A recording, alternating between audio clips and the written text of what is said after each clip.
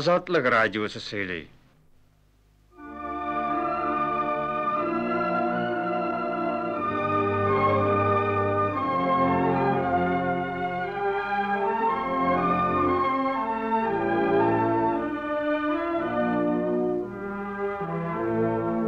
Milli Kronologiya. Tarihi medeni vakiyeler, şahıslar.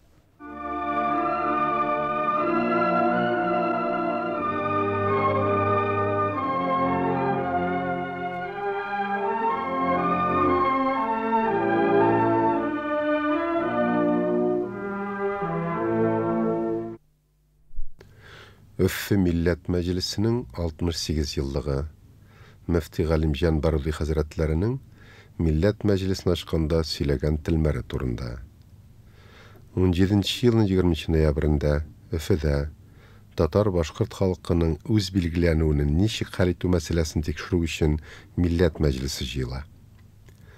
Batşa Rusiyası içinde köp gasırlar boyu milli öz idarası yaşagan halkımız için 17. yılғы fevral revolüsiyasından soň Millet Meclisini jıyu tabiği zor tarihi vakiga bola.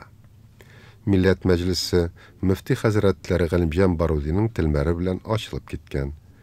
Millet Meclisi'nin nişki jıyluu tarihina ona qatnaşkan hem türlü politik yöneliş türkümlerge kirgen vakillerge toqtap ketüden elek Müfti Barudi Hazretlerinin tilmerini okup çıgabız.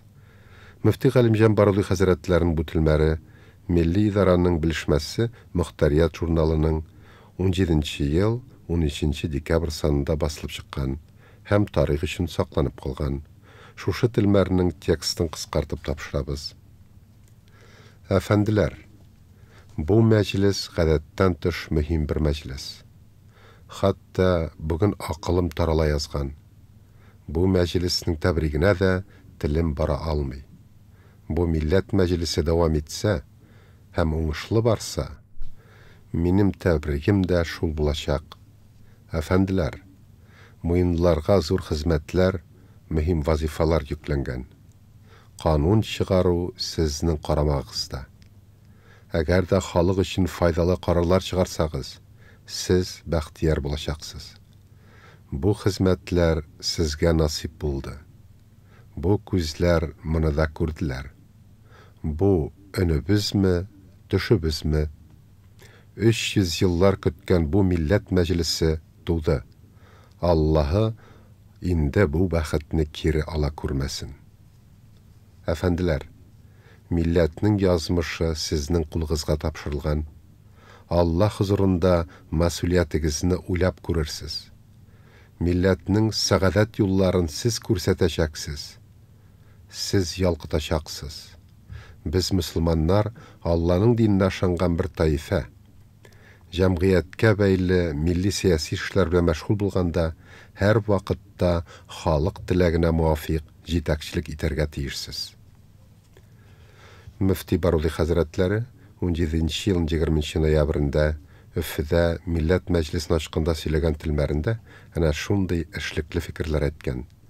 Tilmerinden üzükler okunu devam etemiz. Min siyaset kişisi tugul. Politik işlerin özünüz qararsız. Min din galimi bulmak sıfatı bilen Kur'an kuşkança təğəssübsiz nice milyon Müslüman halklar için şulay birlik hem tuğanlık bilen hareket etsəgiz, şim maksud bulursiz deyip aytasim kile. Tuğanlar, işinin mühimi iki нәрсе. Birisi, her işke pak, saf yürek bilen qaraw. İkincisi, mına tabiq iş ittifak hem ittihatga tırışudur. Zalim hükümet ayağı astında din ve milletimizni saqlap kildik. Bizge ellenini zor şüphe bile qaradılar. Bizde hiç kral kuvveti ihtimali yok idi. Şulay bulsa da şüpheleneydiler. Atamdan kalgan yartı xanjarini alıp çıktılar. Zorrak pişaklarıma xatli kaldırmadılar.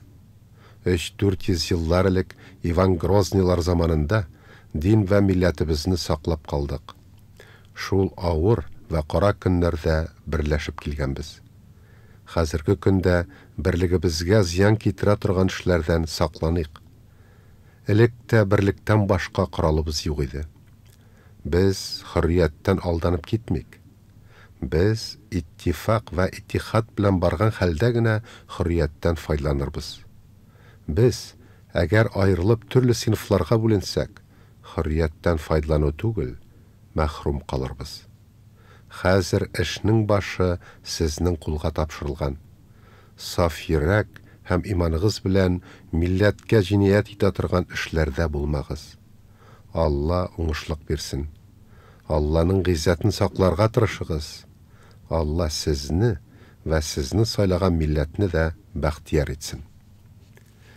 Müfti Galimcan Barudi Hazretleri 17. yılın 20. noyabrında Öfü Millet Meclisini açkanda ana şulay dep söylegan. Tariximizning Rusiya hakimiyeti çırında Tatar Başkurt halkının 1. Millet Meclisi nindi şartlarda jil algansın? Millet Meclisin jil aluga ketirgen nindi tarihi vakigeler bulgan? Bizning halk көп gasırlar boyuna yatlar devletinde politik mahkumlikte yaşagan buluğuna qaramasdan, politik yaqtan özünün ülgürgenligini ko'rsatgan. Rusiyaga münasebet hem milli devletçilik meselesin parlamentar yol bile hal etüyagın qaragan. Öfüde jiyilgan Millet Meclisi türlü politik yönelişteki içtimai türkümlerinin vekillerinden turgan. Ana soңundan Lenin'e koşulgan Müslüman sosyalistleri da, Lenin'in haylasını aldan sizip algan liberal demokratlar da, din hem gasker vekilleri de katnaşkanlar. Vekiller, milli devletçilik meselesinde iki türkümge, Tufrakçılar hem Türkçüler fraksiyasına bölüngen. Tufrakçılar fraksiyası İdil-Ural ştat isminde territorial avtonomiya, Türkçüler qayda Tatar Başkırt yaşasa, şundalarının öz tilinde idarası, kasibi, mektebi, meşiti, matbuatı bulsun degan argument bilen milli kultur avtonomiya tarafını tutkan. Millet Meclisi kızı ama işlikli debatlardan soň demokratik tavış beru yolu bilen noyabrın 29'ında avtonom İdil-Ural ştatını uyuşturga degan karar çıkargan. Dürüs, qaysı Rus hükümeti bilen birge işleu hem satılaşu meselesinde Millet Meclisi kapma karşı iki lagerga bölüngen. Tufrakçılar fraksiyasındagi Müslüman sosyalistleri Rusiyanın üzerinde hakimiyet kemegen komünistler bilen birge işleuni yaklaganlar. Alar tek sosyalizm gına milli avtonomiyani ta'min eter, Lenin'in Sovet hükümetigine Sovet İdil-Ural ştatını uyuşturuga rizalık berdi dep ышанганlar. Bu Müslüman komünistleri Sovet hükümetinden Sovet Tatar Başkurt Respublikasını tüzүү turunda ferman çıkartuga erişeler. Lakin 18. yılının başında bu turda ferman çıkkanda İdil-Uralda әлі Sovet düşmanları kalçak askerleri turaydı. Жеңip çıkkaç Lenin bu fermanını amelge koyuga karşı buldu. Neticesi bilgili. Türkçüler fraksiyası Tatar Başkırtlarının avtonomi meselesin Kerenski'nin vakıtlı hükümeti bile hal etüyagın qaradı.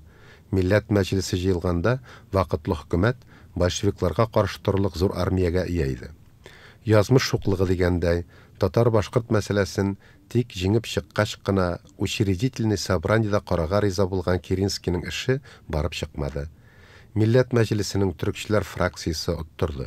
Şulayda halkımızın fevral revolüsiyasından soň öz yazmışın demokratik yol bilen hal eterge tırışkan buluğuna gururlanası jerge Sovet Tatar tarihçilari Millet Meclisi'nin hem ona katnaşkan partiyalarının kıymetin kimsetip көрсәтергә tırışalar.